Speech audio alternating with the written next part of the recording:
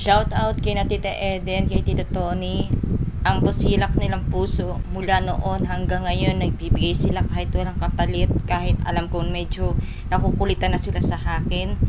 Si Tita Nini, Tita Rodel, nagbibigay din kaso nakukulitan din sila sa akin. Pero mas marami magbigay si Tita Eden at Tito Tony sa akin. Si Tito Marcel, nagbibigay din ng tulong sa akin na walang kapalit.